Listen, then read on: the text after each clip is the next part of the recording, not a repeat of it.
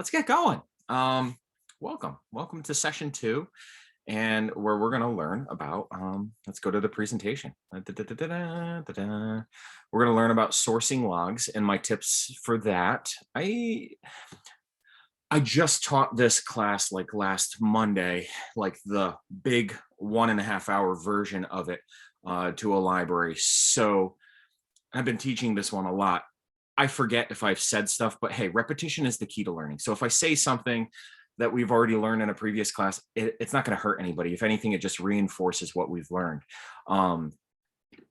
So we're gonna learn about making totems today. So that's like the next layer of things to learn, and specifically talking about oysters, oyster mushrooms, but oysters can be grown in other forms, which we'll see later on in class. So jumping into the idea of remember you've seen this picture before. Using the whole tree from the top to bottom, we can grow mushrooms on it because it was once alive, and we are going to like use its resources to grow mushrooms. And so we already talked about using the upper limbs, the little branches and stuff that's 3 inches or less that would get chipped to grow wine caps. However, oh, look at that. I forgot an E on that. Oh my God, I've been using this forever. Oh, I'm dyslexic. Please overlook my spelling mistake. Okay, anyway.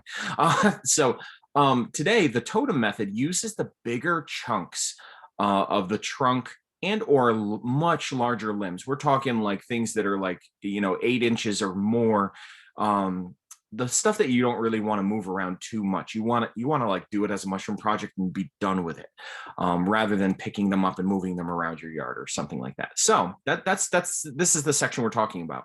We talked about the up top, and now we're talking about the bottom and all. Yeah, look at this, folks. I painted this week. I just made it yesterday.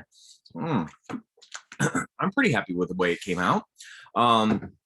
And so this illustrates some of the stuff that we're going to talk about. We talked about the beds and how you could even use those beds in your perennial gardens. And we're again talking about totems like this, and what we're going to learn with totems, we could also use on stumps.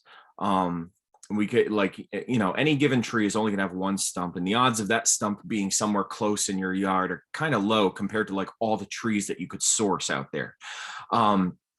But if you happen to have a tree that's, came down in a storm, snapped off, or that you have to have taken down, you may inoculate the stump. What you'll see in this illustration right here, actually should make, I'm going to make a bigger version of this, is that if you look here, these are drill holes. And so this is inoculated by drilling out just a ring around here, not even drilling through everything, just this like sapwood on the outside of the tree. So when we learn about log culture with the regular logs and drilling and filling, we'll learn basically the tools that you could use for this. However, it's still kind of like totems, because if you look at this totem, how it's like buried under the ground a bit. Totems, they tend to be in contact with the ground eventually, and they wick moisture up. And with a stump is going to do that. It's going to tap into all of the wood tissue that's under the ground and pull that moisture up for when it needs the fruit. Okay. Let's see, what do we got? Okay, look at this. I made my own little version of the mushroom life cycle. So if we remember that, we want full colonization so that we can have fruiting occur. And all right, so as we get into sourcing, as I look at my watch and everything, remember, I want to keep it to about 45 minutes of talk and then leave some time at the end for questions. So sourcing is a really important thing, because it the phrase make or break, it makes or breaks your mushroom growing adventures here. If you happen to source wood like I have at the wrong time of the year, like a spring storm, after the leaves came out, we had like a little ice storm that brought some of the trees down. I've harvested trees at that time, or just as the trees were budding and everything, and it just wasn't the right time. The tree had already taken all of the sugars that it had stored all winter long and pumped it up through out to the buds, and was already transporting all of that energy, while in the winter it's all laying dormant So your best times for harvesting are right now. We're getting towards the end of the best time to harvest the wood that we're going to use for these projects. Um, and so here's the thing is that we, right now, as we just got in the spring, we could still harvest some, we could still like gather wood and stuff like that, but we're running out of time in two ways. Remember, because we have to balance, um we have to balance how old the wood is with when we want to do the project. The good thing right now, if let's see, it's March 29th, is that it's not likely that we're going to get any crazy hard freezes. We're definitely going to get frosts, but it's actually time where you could like start mushroom projects if you really wanted to. If you could wait maybe until April, when we're a little further out of like frosts and stuff like that. May, definitely out of frost. If you could wait till like late April or early May, or or so, and you kind of got all of May. If you were to harvest trees now, you pretty much have all of April, all of May, where you could kind of do stuff. After that, it becomes a gamble, because remember, now the native fungi could have gotten their way into the logs and could have a head start, compared with your spawn that you're putting in there. So remember, we're trying to keep in our minds, at least you want to wait at least 2 weeks from when the trees were harvested. And 6 weeks is between that 2 to 6 weeks, that month's worth of time, is the ideal. Could you push it to 8? Yeah. Could you push it to 10? I wouldn't. You kind of want to get your mushroom projects on. Now the spawn that you buy itself, you can store it in typically, you got to make sure that you check with the manufacturer. You can typically store this in the refrigerator for like 6 months. Now, after that, it kind of loses its viability. Granted, you could probably still experiment with it, but it's not likely to be vigorous when it grows. So my point is that like you could put in your orders for spawn now, and then and while that gets processed, it's going to take a few weeks to get that up here, and also start hunting down logs that you might want to use. And even if you got to wait a little bit on the logs, you could still have this sitting in the fridge for about 6 months or so before you really got to do something with it. Okay, so let's go back to the presentation. Still other things about sourcing. So if we just keep remembering, so if we think through the tree in the middle of the summer, it's going to be like dry, but like it's going to start to pack away sugar. It's going to have like gone through a good amount of growth and everything. It's going to start to pack away sugars and stuff in the wood tissue itself, and especially by the time we get to fall, where these tend to be great times. So like if you can inoculate in the fall, you just want to make sure that whatever fungi you put into your trees, into your logs, doesn't get stunted by freezes. Frosts, again, are not that bad, but freezes are not the best. So I know in my area, where I am in Connecticut, in Colchester, I could start a mushroom project in October, and I would have that month of October where we definitely get frost, but we don't really get hard freezes. And that would still give me enough time or give the logs enough time to get like infected with the mushroom spawn that we're putting in it. So I just want to give you ideas that they're definitely like optimal windows. So the thing is that like maybe in the fall, maybe in like November, you have access to trees. Can you save those trees all winter long until the spring? Well, yeah, you pretty much can, because remember, the native fungi, although their spores may get on the wood tissue, they're not really going to get a great hold on it all winter long. All right, so you're kind of playing with a lot of different things. You definitely have spores active and growing all through that spring and summertime and fall, but that like late fall and winter is a time where you can kind of hold on to logs longer than that 8 weeks. That's where I'm really getting at. When does that 6 to 8 week window kind of like fall break down? It kind of breaks down around then. And when is pushing 6 or 8 weeks too much? It pushes it too much when you're in the fall, because you need to like get the fungi in the log soon enough. So again, we're going to focus on oyster mushrooms today, which they are an excellent one to try for spring and for fall because they are vigorous growers. And so other things, let's see, other things for sourcing. I got this table from Field and Forest. So this is right off their website. This is a suggested table. You're going to find with any company that grows mushrooms or that sells spawn, they're going to create tools like this to help you.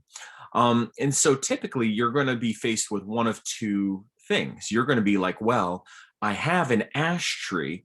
What can I grow on it? And so you'd look at the table and you'd use the keys to be like, well, oyster, maybe, but like, maybe I try one of these other ones. Or you're going to be like, hey, I really, really, really want to grow maitake. What could I use? And you'd be like, okay, I got to hunt down some oak.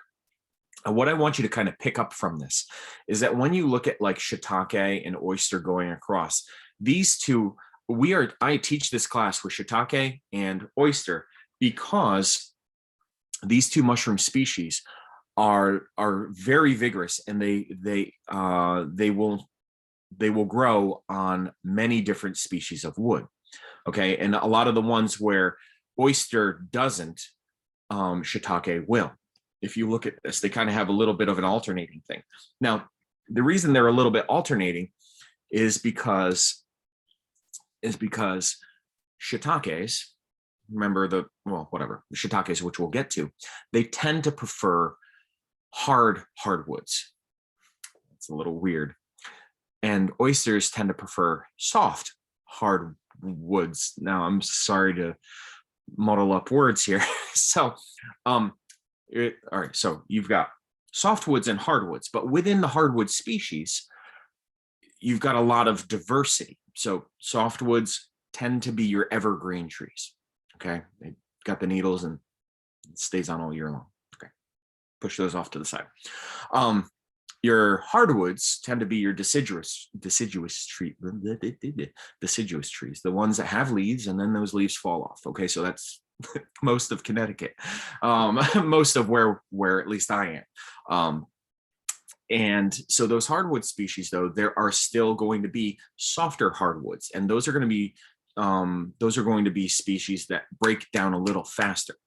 And then there are going to be harder hardwood species like your oaks and your maples and your walnuts. Those are much denser. That's the way you can kind of look at it, is that it's just going to be a denser fiber. Here's my point, is that we're trying to match a mushroom species up with a log that came from a tree that it likes to eat. Okay. And so what I'm trying to tell you is that at least with shiitake and with oysters, if you grow with those two, you kind of hit all of the hardwood species between the two. If we go back to that table, because the oysters will prefer your softer hardwoods like ash or like alder, like basswood, beechwood, cottonwoods, your what else? Yep, your elms, and I'm looking for it. I'm looking for poplars. Where's my poplar? It's somewhere up there. But they also tend to like your poplars, your tulip trees. While shiitakes, they're gonna like the harder woods, your ironwood, maple, oaks. Now, so oak, if you look at oak, it gets a lot of the stars on this, and it's almost filled in for nearly every species. Now, it's not filled in for oyster, but I successfully grow oysters on oak. Don't know what it is, but like I have success with it. It might be that when they make this table, they hadn't actually experimented with oysters on oak. That tends to be why something might be blank. Otherwise, if they tried it and it didn't work, it gets like a little, it might get like that, like a little red symbol. Anyway, so you're typically going to be matching a wood. You're going to want to grow a particular species and have to hunt down the wood, or you have the wood and you need to hunt down the species for it. I just want to remind you of this cycle of that we're going to put stuff in. It's going to have to rest for a long time before it even gets to fruiting. And as we jump into oysters and stuff like that, oysters can be grown on stumps totems and logs, so the larger diameter ones. And so it really is all three of these that I had in my little illustration. Look at that. Oyster. So this one type of fungi can grow on logs like that, in totems, which we're going to talk about today, or in stumps like that. Okay, this is my son standing next to an olive oystering, which is not a true oyster, but it's in that vein of things. This is a totem that I had made. This is another totem with it looks like a gray dove oyster that is just fruiting like crazy out of that. You can see there's a plastic bag around the base. It's cut into chunks.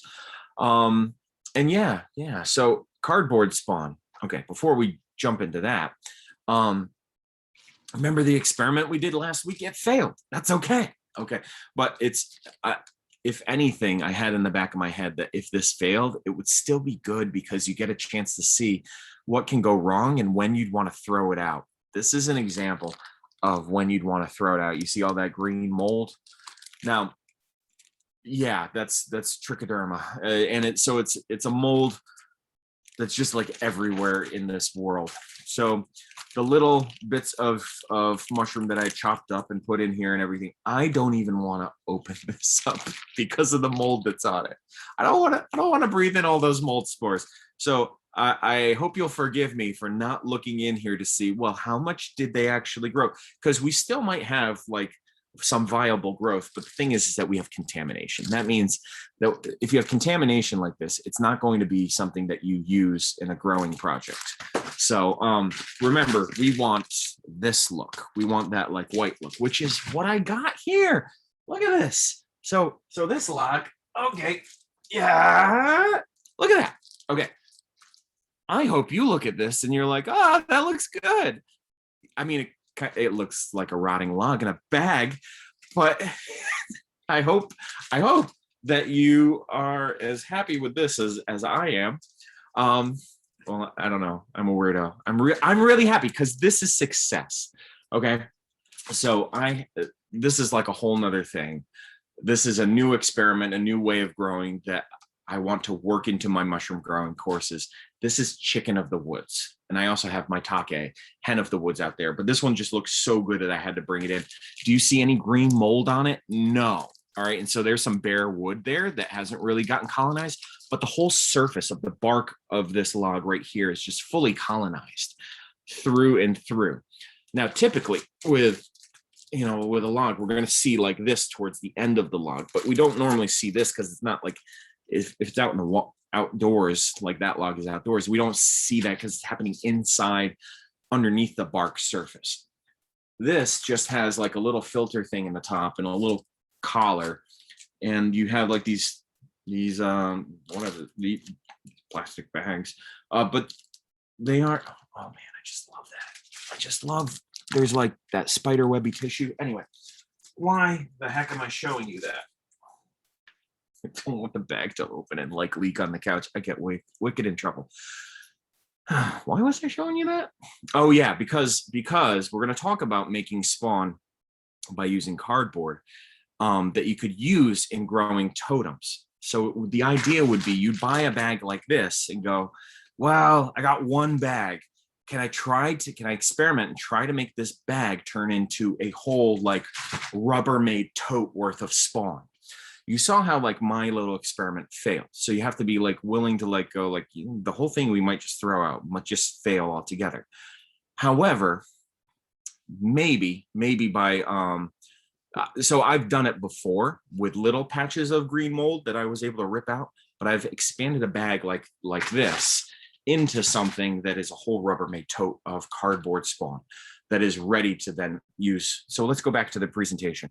I hope you're enjoying this and geeking out with me with these experiments.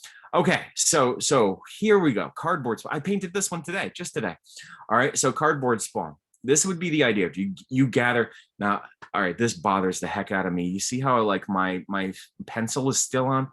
I didn't erase the pencil before I watercolored it. I've never done that before, and I totally messed up. And I locked the pencil in, so you can still see my sketches. Anyway, so you gather boxes. You cut them to fit inside of a Rubbermaid tote. Okay, you use your little box knife and toss them in there. Get rid of tape and staples and stuff like that. You buy some sawdust spawn. Okay, so you get that bag of sawdust spawn ready. And then once that tote is full and you've got your sawdust spawn, you soak it. Now, what I'm actually thinking is I'm wondering if you were to do this with, it's worth an experiment. If not just soaking it with water, but if you were to soak it with water and maybe a tiny bit of bleach, if that might kill some of the mold spores that are on the surface of the wood. I wonder if that might be worth doing, and then like maybe letting the bleach like off gas for like a day or something like that. Anyway, so you're going to soak and then drain all of that cardboard. You're going to put a little heavy weight on top of it, fill it up with a hose, and let it sit for 30 minutes or so. Then you flip the whole thing over, drain it, squeeze, press down on the cardboard, and get all that extra water. And then even let it sit there for an hour or more to like let the excess water just drain out, because we don't want like water pooling up at the bottom of this tote. Then what you're doing is then you're taking this bag of sawdust spawn and sprinkling it in between the layers. You're making that like lasagna, this like weird mushroom lasagna. Hey guys, we're gonna have mushroom lasagna tonight. It's been sitting in the garage for 6 weeks. We're not eating this cardboard. Actually, in a way, maybe down the road you are, but like only once it's like gone to like a whole log. Anyway, and then you're making this like lasagna of sprinkling sawdust on, sprinkling sawdust. You see that this is kind of what we did with the wine caps, except we're doing this with oysters. And then trying to get it to colonize, and then using it in our projects. So boom, boom, boom, boom, boom, boom, boom. The hope is that then you could take that cardboard, and then if you had log sections and you had a chainsaw and you cut into it, you wouldn't have to cut the log into chunks. You just have to cut sections like this and then shove that like infected cardboard after it was like ready. Remember, at the end of this cardboard, after the end of 3 to 6 weeks, what you really want it to look like is to look like this log that's like behind me, white. And that would be successful spawn that you could use in growing. And you could tuck it in that, or look at this. Yeah, so this is an exaggerated thing. Again, look, a little painting I made. I had fun with this, folks. You could cut your log sections and then put the cardboard in. Now, really, would I leave the cardboard hanging out like that? No, I'd be trimming it flush. But it's for demonstration purposes that you see that you'd have cardboard here and here in between the layers of the totem. So what we're getting at here is we're getting at the different ways to construct a totem using a large diameter log. So something that's 12 inches or more, 12, maybe up to 20 inches or so, that you really don't want to be moving around, but you could stand that log up and you could let it rest on the ground. And then eventually it would tap into the ground. Now, with some mushroom species, we're going to learn about oysters, and oysters can just sit right like on the ground. Okay, but the thing is that you might be interested in growing some other species in the totem style. And so what we're going to learn is that, like, so if I go back, I just want to like look at the websites that I had pulled up just a bit. Let's see. There we go. The like comb's tooth and lion's mane. These are mushrooms that you can grow totem style. Okay. Reshis have been grown totem style. So here's the thing, is that the method that we're going to learn can be used for more complex mushrooms, but you should definitely do it with oyster mushrooms first. Okay, you should definitely use oysters first, because you want to have success with an easy mushroom before gambling and spending money on some of the harder mushrooms. So here's the thing, is that when I go to Field and Forest, and when I go to like some of the other ones, like when I go to Fungi Perfecti and I look at spawn, they only have like plugs. They only have the little drill hole plugs and stuff like that, which is no big deal. That's fine. The places that have the sawdust spawn, the biggest bang for your buck, are going to be Field and Forest, right off the top of my head, and Mushroom Mountain. When I look at Mushroom Mountains, both of them, their prices are comparable. They have a lot of oyster strains, and they have a lot of big write-ups about it. And as I was just thinking about this, I was like, I really want to help decode this for you. When you read through these, and you see that it's like a cold, a low fruiting temperature, that's what you want. You want cold weather fruiting temperature oysters. You don't want tropical or warm weather oysters. They're not likely to work up here. All right, that warm weather oysters. So what I'm trying to say is these pink ones, there's a reason why Field and Forest really doesn't sell the pink ones. It's because they are really used for growing indoor operations. And this class is about growing mushrooms outdoors. I'm assuming that the majority of people taking this class are not willing to convert their basement into a mushroom growing operation. Okay, with like a negative air pressure system and like like humidity tents in your basement. I'm also assuming that you're not going to build a greenhouse just for growing mushrooms.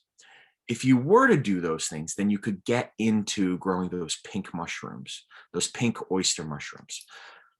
So I'm trying to help you set up for success. So what are you trying to hear? You want to read in the description if you're decoding and looking for spawn to buy. And if you want success growing them outdoors, you're looking for cold weather, cold temperatures for fruiting. So when we go back, I see that like Field and Forest, they've actually limited their oyster offerings, and I think they've done that so that their customers have more success. All right. So as we look at it, like this warm weather species, I wouldn't, even though they are growing it on totems, I would first start off with some of the other ones, either the wide range species or the cool weather species of oysters. Again, the reason you're taking this class is to kind of learn from my failures, and some of my failures have been to attempt to grow the warm weather species of oysters and just have no success whatsoever. All right, so talkie, let's get into it. So we were here, and now we're going to get into like the nitty gritty of how do you make totems, and they're pretty straightforward. It's like, okay, so if you haven't guessed already, you're gonna have a big old section of log that's bigger than 8 inches or so. Now, why that? If you're going to be standing this up, don't you want it to have a nice sturdy base? 8 inches is like small plate size. It's not like dinner plate. Okay, it's so a log, you really actually want to go above 8 inches. If and when I ever redo this in the future, I'm probably going to put 12 inches or more as the base for a totem. Okay, yeah, you'll probably need a chainsaw or so. You're going to need your sawdust spawn and maybe a cup, a measuring cup. Or you can just use your hands with this, your nice clean hands that you've washed off, and use a handful at a time. Maybe a roll of paper or cardboard or some sort of bio material that you could staple to the outside. You'll see that some people also use plastic bags. Now, I like to avoid plastic whenever possible. And so that's why I'm suggesting maybe like what I do is I gather paper bags from the grocery store ahead of when I want to do this. Or I'm gathering maybe some of the thinner cardboard and stuff like that to put on this. So this is something that you could do with just one person. And it's going to use the bottom parts of the tree, of course. And yeah, so basic things is that you tend to want a barrier layer on the bottom. So that can be cardboard like I have here, or it could be a layer of plastic, like a plastic garbage bag. What you tend to see a lot is you tend to see people who are okay using plastic, one and done. Honestly, we use plastic for our garbage all the time. Using a plastic garbage bag for a mushroom growing project isn't the worst thing. So using like a big, like the ones you use for like leaf cleanup or something like that, or the heavy duty bags, using one of those and putting it so that the bottom is just on the bottom, and you actually, it's like you're throwing away a log and putting it in the bag. But that way the top is at the top, and you can like unwrap it and roll it down and take a look at it every now and then. If you were to like do it and tuck it under the log the other way, it just make it awkward for checking on it later. Yeah, so let's go back. Remember, so if you've got questions as we're doing this, toss them in the Q&A. or in the chat. So having a little disc like this or putting another layer of cardboard on the top protects the spawn. And what you're doing is you're basically covering this layer, taking a handful at a time out of that bag and spreading it out. Now, how thick of a layer, this looks, when you look at this illustration, it's exaggerated. It's not like 2 inches thick. It's like a 1/4 inch thick. That's it. Of spawn, and you're really going to take those logs and shift them back and forth and press down to like get all of the air out, so that all of the sawdust is in contact with the bottom of the log and the bottom of and the top of the log. And that's what happens is this layer of sawdust infects and colonizes the log this way, and this one colonizes it down, and then they meet in the middle, join up, and become one living organism from top to bottom. You're even putting a little bit of spawn on the bottom in between the cardboard and the last, or if there's a plastic bag on the bottom, at the bottom of the plastic bag, then you're putting on your log sections. And of course, how tall do you go with these? You go as tall as you are comfortable leaving it and knowing that it's not going to fall over.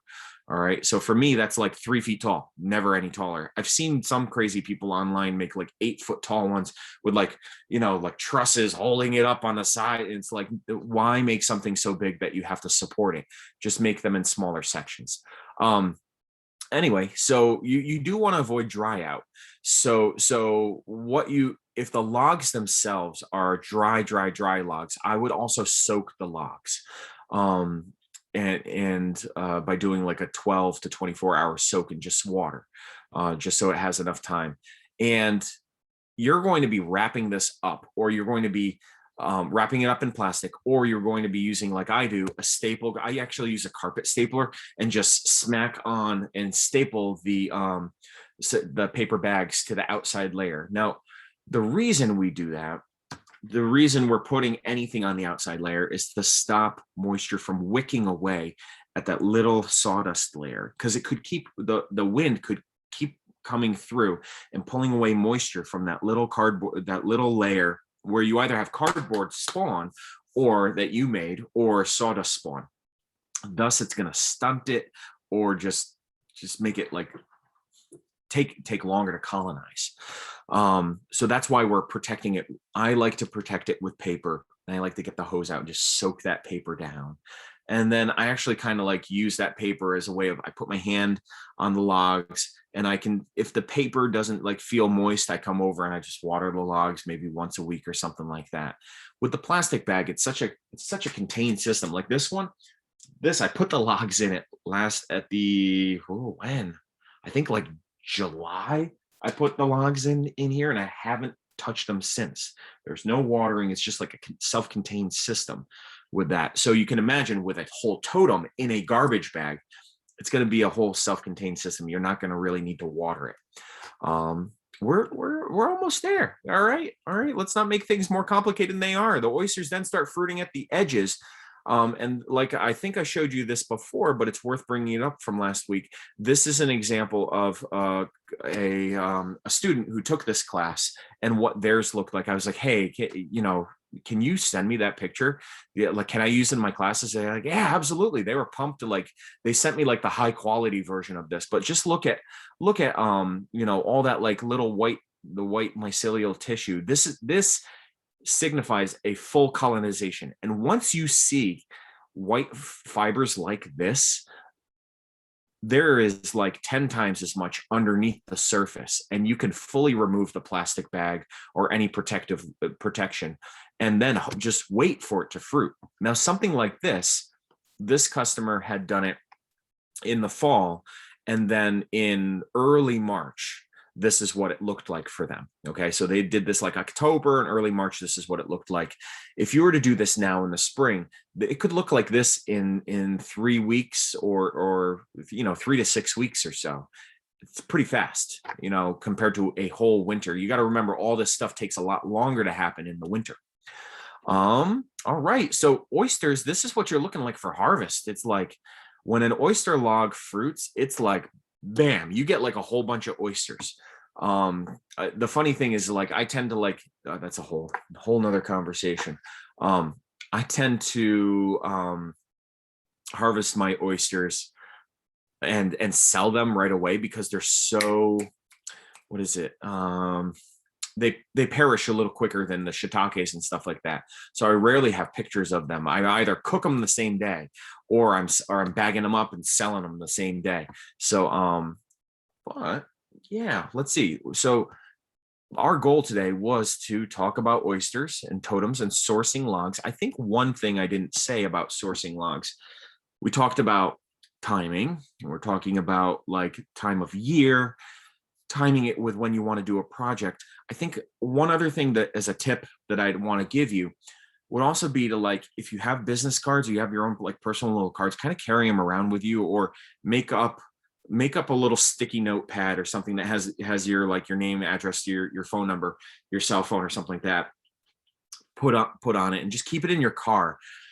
And when you're driving around and you see that the road crews are doing like chipping next, I might have said this last class, I can't remember if they're doing chipping or they're cutting down trees, or you see, I've been at my local grocery store at Stop and Shop, and I see, hey, that's a tree service person, and it says that they work in town. I don't stalk them, but like, they're looking for business. They're happy to like quick chit chat, and I just go, hey, if I see, I'm not just like waiting for them, but if our paths cross, I'll give them my information and tell them, hey, I want, so if it's for totems, I want oak, or I want I want poplar, I want maple. So I'd have in the back of my head, maybe on that little sticky note, the set of sticky notes that we have in the car there, or you got your cell phone with a whole bunch of, you can go analog or you can go digital with this. Make a list of what are your dream projects that you want, and what are the species that you want for those dream growing projects. Okay. And also write down some of the dimensions. Would you want the logs cut to 3 feet? Would you want logs that are 12 feet long, and then you deal with them? I sometimes do that, and then I cut them down to the sizes that I want. Would you want them cut into rounds for you? The thing is that these folks who are in the tree trimming business, I'm not talking about like the ones cleaning up the power lines. I'm talking about people who go to like private residences and that are doing landscaping and all. They've got the chainsaws out already. And if you're willing to pay a little bit of money, I'm saying, like, offer to pay them, be like, hey, if I could get the logs I want, I'd pay you $50. I pay you $100. I wouldn't say that you probably have to go more than $100, but think about it. They're going to do the hard work for you, the lifting, the sourcing, and the cutting of these to the dimensions that you want. That's a really nice service.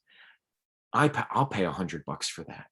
And then here's the thing, is that you could be like me. And then, like, once you've got this system down, maybe you sell a totem stack to somebody, install them in somebody's yards. You'll see that, like, I sell these mushroom logs ready to go. It's a nice little side business. There's room in the marketplace for it if it's something that you wanted to do. It's worth the investment. Plus, you could also like give these away to friends or family. Making a connection with a landscaper is a really nice thing to do. I cut my knee with a chainsaw. So I speak from experience from just chainsaw safety. I still work with chainsaws. I wear my Kevlar chaps all the time, and I've got my other like safety stuff on, and I watch out for widowmakers above me. Chainsaws are dangerous. And somebody who's already going to be cutting up the logs anyway, if you can have them just cut it up a little more for you, that's awesome. Okay, so I that was my hint for sourcing. Do they prefer oxygen? Wow, that is a great question. Oh my God. Okay, so in the whole kingdom of life here, in the the tree of life, you got plants going one way, and the branch for animals has like the same branch as fungi, and then they diverge. So while plants branches off sooner, fungi and animals, which we are, we need oxygen. They branch off together. Fungi breathe oxygen, so that just like us, they breathe in oxygen and respirate out carbon dioxide. That's actually like what, as they break down the carbon and the sugars in the wood tissue, they are converting it into water, into tissue for themselves, and carbon dioxide. So you'll actually have, if you were to do a greenhouse operation, or if you were to do a basement operation, you would have to work in fresh air into your basement, because the fungi would be eating up or breathing in and using up all the, not all the oxygen, but using up the oxygen in the basement. So where are the, where are the mushrooms going to fruit in this? And actually, if we go back to an illustration, I'm just going to use my little paintings. So if we go back to like an illustration here, where are the fungi going to fruit? Well, if you've got something that's buried, they are going to fruit. The fungal tissue is everywhere, but wherever oxygen is making its way in, they're going to fruit. They'll fruit around the base of this tree, actually pretty heavily. I should actually update this illustration that I just made yesterday, so that actually has more mushrooms fruiting at the base of the tree than at the edges, because there will be more oxygen coming into the gaps where the wood chips hit up against the tree. Where this whole thing here, where the bark splits on these logs, is where the mushrooms are going to fruit, not necessarily your drill holes. Right here in the totems, you see the mushrooms pop out where the oxygen comes in more readily, where you put the spawn in. And then when you're burying logs and stuff like that, they find little niches and stuff like that where a little oxygen is getting in, and it sends it, the fungi respond by sending their fruit bodies up through that oxygenated layer, because it's a signal that's how we get to the outside, where we can fruit and cast spores and start the whole cycle over. We're at 7:45. All right, so we're at 45 minutes in, and not to make totems or oyster mushroom growing any harder than it needs to be. It's time for any other questions and answers. This one's a little quicker. The one where we start talking about drilling and filling the logs to make ones like that, it's got a lot of little technical stuff in it. Yeah, so I'm just gonna hang around right there. We could call it quits, be done, or you can hang around and ask some questions. I hope you enjoyed this. Oh, let's see. Carol, I let you, if you wanted to talk, you could talk. Hi. Hi. So the plastic bag doesn't bother them at the stage where they're just growing their mycelium, is that right? Yeah. If anything, it's conserving the resources of the water. It's conserving that water resource, and creating a little nursery for it. Yeah. Okay. But by the time it's fully colonized, you see all that like white fungal tissue like this. I want to get this in the ground as soon as possible, now that it's spring, and I know that wants to kick off. This I actually have to bury. It's not like the totems. I have to completely bury. So but at that point you want to get like you said, get the plastic off. Good. One more question. So where would you put the log? Like, do they like shade or sun or? Yeah.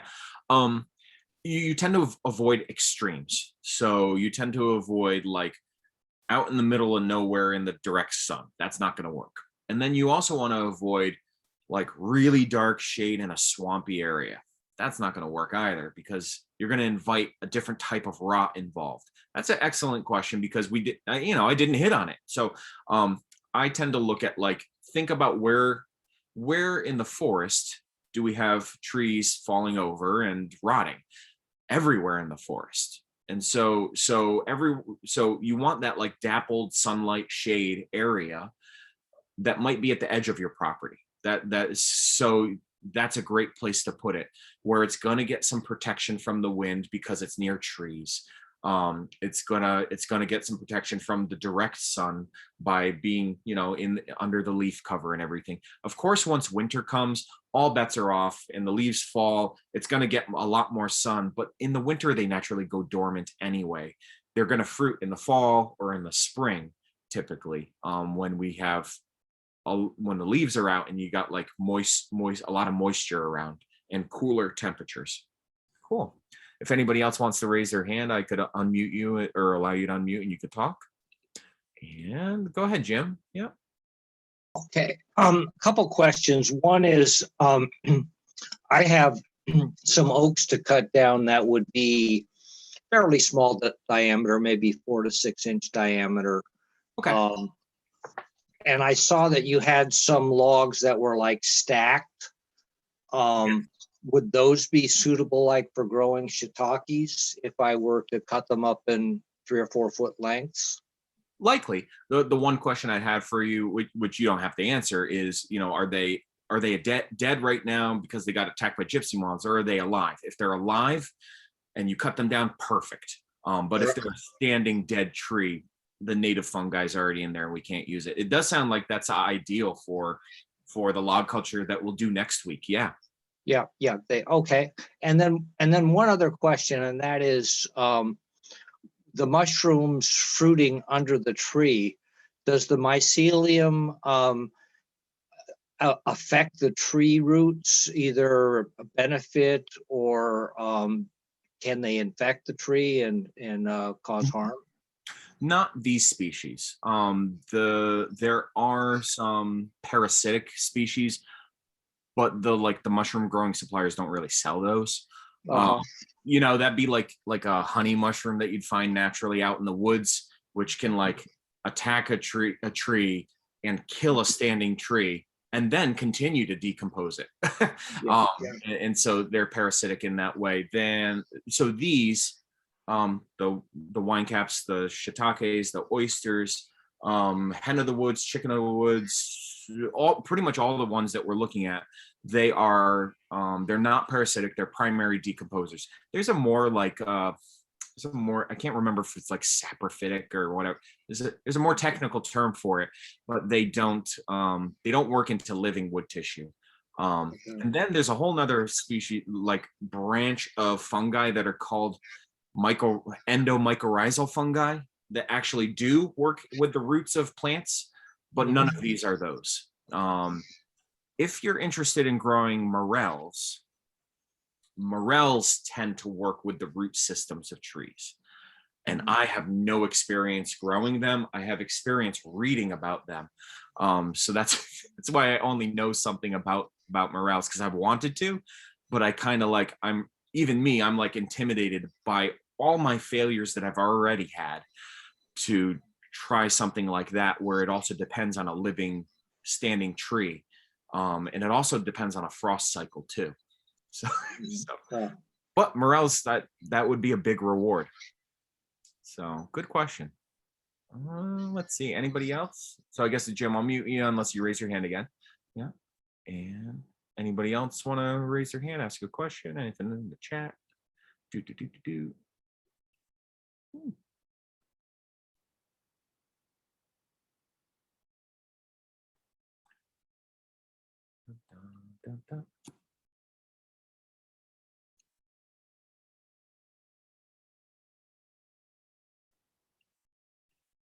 I think we're good. Some neat questions at the end.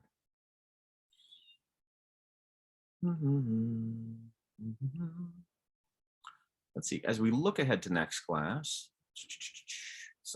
you have the presentation, nothing's going to stop you from looking ahead if you wanted to.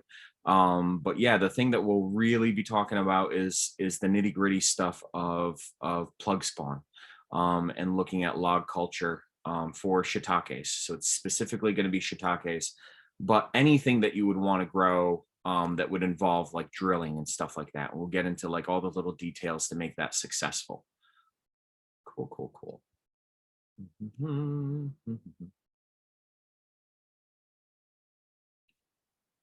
So I think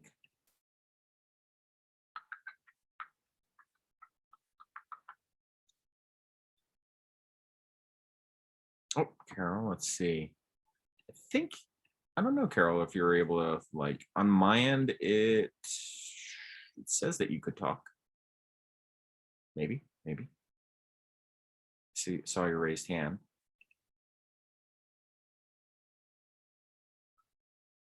Huh. It's a bummer if it. There. Oh, there we go, Carol. Good. Yep. Yep. When you were talking about the cardboard in the box, in the tote, that's what made me think about the oxygen. But Yes. so I was thinking, okay, put them vertically and put a space. But if they don't need the oxygen, then piling them up on top of each other and putting a cover on is fine then, right? So yeah, like with that, like Rubbermaid totes are not like, they are not like super airtight.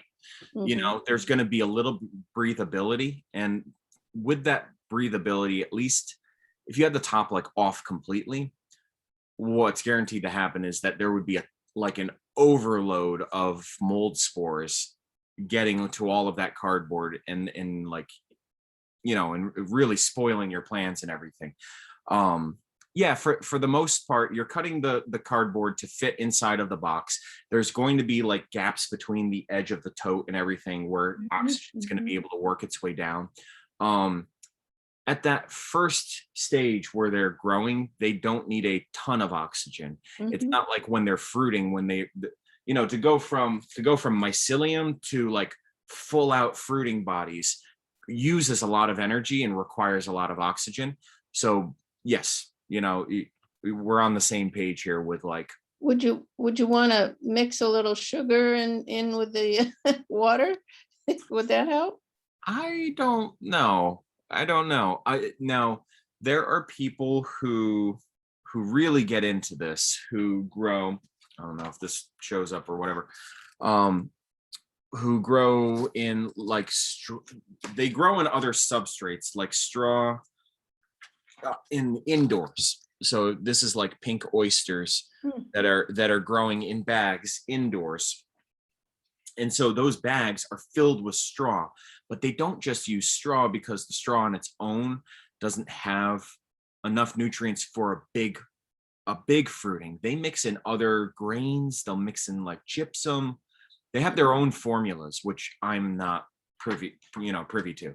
Um it's it, yeah, yeah. I don't know. I don't know. Mhm. Mhm. I don't know if I'd want to waste like $30 on an experiment myself, but I'm sure that there'd be some people out there who would. And how many logs for one bag of spawn? You know what I mean? I mean, Yeah, is it? it's definitely going to be variable. So when you think about this and you're thinking like taking a handful out, it's like I can get quite a few handfuls out of this. Um, and then Three logs or? passing that down. No, I'd say you'd probably get at least 6 logs Oh, okay. in totem style. Actually, I'm wondering if I have an estimate.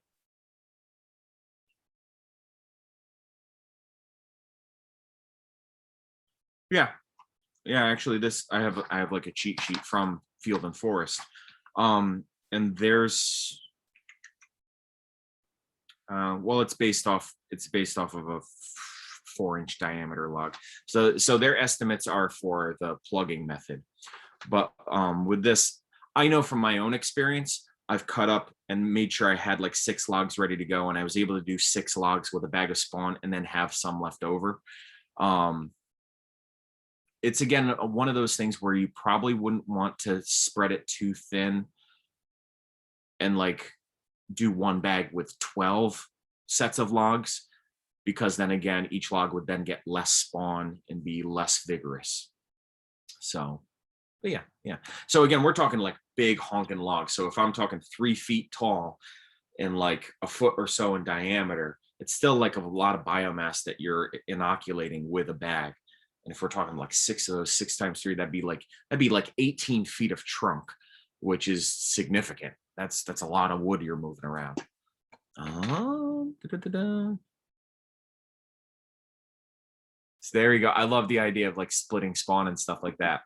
Yeah, if I always toss this out, like I'd love to see like, I know mushroom growing, it's like a different type of like gardening, and like to see like maybe like a local like garden club invest in some of the tools.